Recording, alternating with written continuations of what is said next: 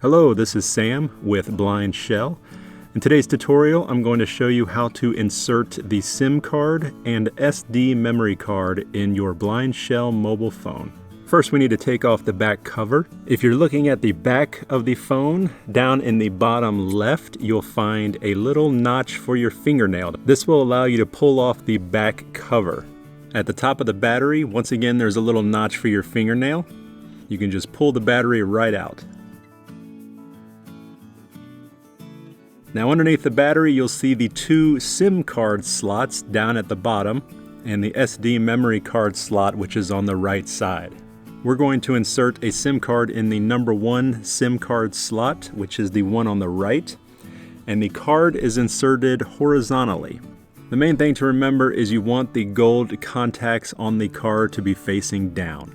It slides right in and it's just held in by friction. Next, we'll put in the memory card.